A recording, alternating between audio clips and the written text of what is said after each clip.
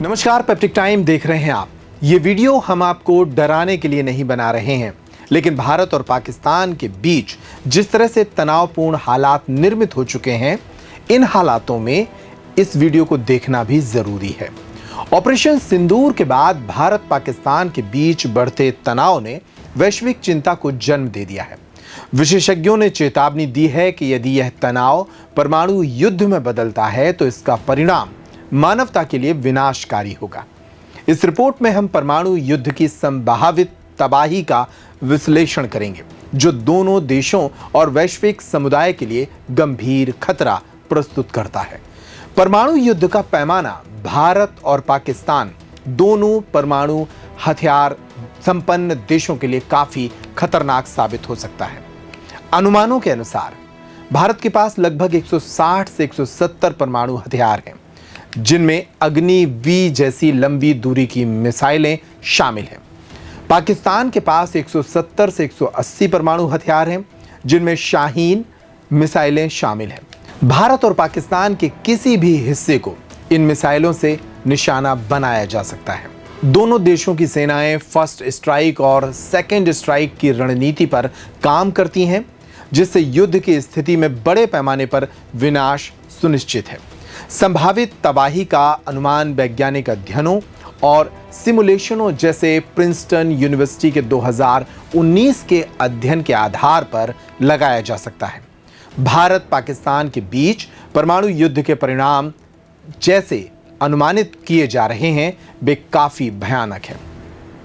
यदि दोनों देश 50 से 100 हथियारों का उपयोग करें तो 15 से 100 किलोटन की क्षमता वाले इन हथियारों से पहले 24 घंटे में ही 5 से 12.5 करोड़ लोगों की मौत हो सकती है।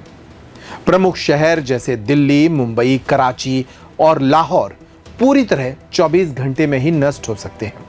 उदाहरण के लिए एक 50 किलोटन का हथियार दिल्ली में 20 लाख लोगों को तुरंत मार सकता है। घायलों की संख्या करोड़ों में हो सकती है और चिकित्सा सुविधाएं पूरी तरह से चरमरा सकती हैं।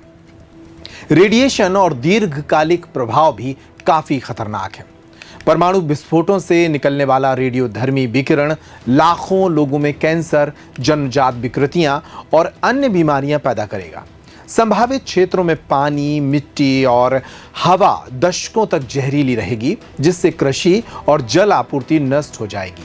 विस्फोटों से उत्पन्न धुआं और राख वातावरण में फैलकर सूरज की रोशनी को रोक सकते हैं, जिससे वैश्विक तापमान में 2 से 5 डिग्री सेल्सियस की कमी आ सकती है। इससे वैश्विक अकाल की स्थिति भी निर्मित हो सकती है, क्योंकि फसल उत्पादन भी 15 से 30% तक घट सकता है। अध्ययनों के अनुसार इससे 2 से 5 अरब लोग भूखमरी का शिकार हो सकते हैं।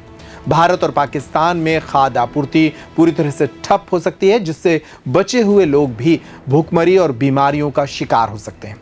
आर्थिक और सामाजिक पतन दोनों ही देशों में भयावह स्थितियां निर्मित कर सकता है।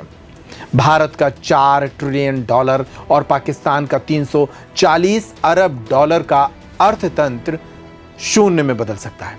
शरणार्थियों की भारी संख्या पड़ोसी देशों जैसे अफगानिस्तान, ईरान, बांग्लादेश पर भी दबाव डाल सकती है, जिससे क्षेत्रीय अस्थिरता बढ़ेगी। सामाजिक ढांचा टूटने से लूटपाट, हिंसा और अराजकता जैसी स्थितियां निर्मित हो सकती हैं। वैश्विक प्रभाव भी काफी खतरनाक है। दक्षिण एशिया में इससे अस्थिरता फैलेगी। चीन, रूस और अमेरिका जैसे देश भी इससे प्रभावित होंगे।